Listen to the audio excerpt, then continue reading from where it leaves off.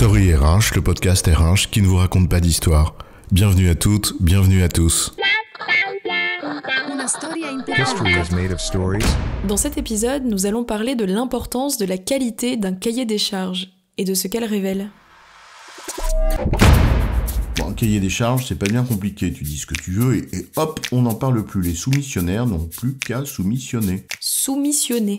Comme l'explique le dictionnaire, c'est, je cite, « l'aptitude à se soumettre, à être docile, résigné envers quelqu'un ou quelque chose ». Tout est dit. Le dictionnaire dit aussi que la soumission, c'est, je cite, « l'acte écrit par lequel un entrepreneur s'engage au cours d'une adjudication à respecter le cahier des charges et à maintenir les prix qu'il a proposés. On se calme, c'est normal. » Bien sûr, la réponse à un cahier des charges engage. Mais engage à quoi ? Pas si simple. Alors, ton cahier des charges en dit long sur toi, c'est quoi l'histoire ? L'histoire est des plus simples à comprendre. Elle se lit entre les lignes, comme toutes les bonnes histoires, qui laisse autant de place à l'imagination du lecteur qu'à ce que l'auteur a raconté. Tu veux dire qu'un cahier des charges laisse place à l'imagination ? Là, je doute. C'est même l'inverse, puisqu'il est précisément fait pour définir ce qu'on attend. Et tu parles d'une rêverie poétique. Il y a mieux pour ça, non ? Pour la rêverie poétique, je te rejoins. Mais le cahier des charges, comme tout document qui dit quelque chose, eh bien ça ne dit pas tout. Cela dit formellement ce qui est écrit, bien sûr, mais il y a 1000 choses non exprimées qui conditionnent aussi la qualité de la prestation à venir. Il y a aussi ce qui n'est pas exprimé formellement, mais qui en dit long. Ce qui est entendu par celui qui le reçoit, même si on ne l'a pas dit, comme un message subliminal. On va prendre un exemple simple à comprendre dans un domaine qui n'a rien à voir, mais c'est rigoureusement la même chose. Je suis en train de refaire la décoration de ma maison, et je veux faire appel à un designer. Je fais donc un appel d'offres avec un cahier des charges pour sélectionner celui ou celle qui correspond le mieux à mon attente, mon besoin, dans mon budget. Imagine par exemple que j'écrive comme attente que je suis très sensible à ce que les murs ne soient pas vides, parce que j'aime la peinture et la photographie. J'ai alors décrit mon besoin avec beaucoup de précision, parce que je pense que c'est ça qui met la prestation sous contrôle.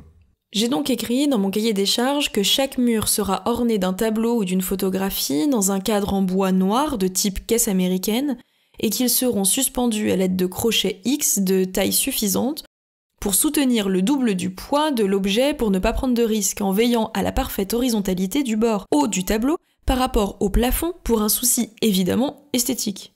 T'es pas un peu casse-bonbon, toi, par hasard ?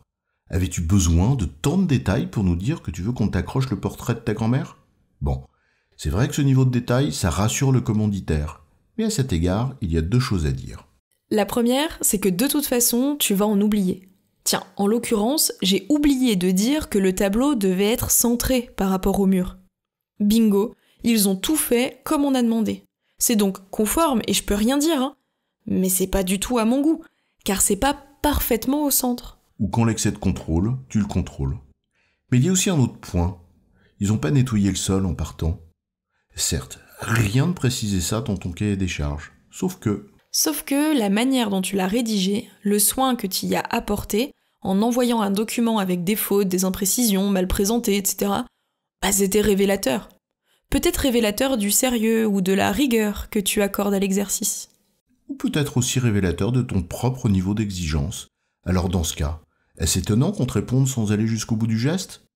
Dit autrement, ce qui n'est pas dit, mais qui se voit, comme la forme, la rigueur, le soin, sont aussi des aspects qui en disent long sur ton attente. Or, un cahier des charges n'est pas là seulement pour décrire ce que tu veux techniquement, mais surtout pour faire comprendre ton intention, ce que tu attends, pourquoi, etc.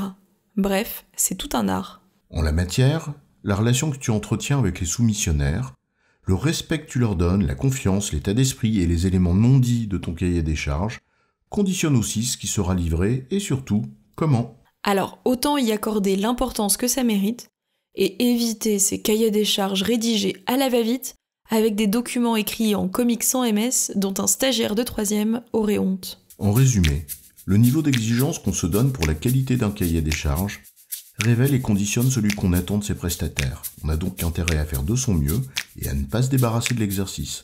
J'ai bon, chef ? Oui, tu as bon. Mais on va pas en faire toute une histoire.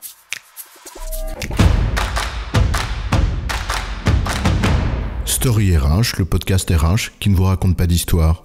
Retrouvez tous les épisodes sur storyrh.fr.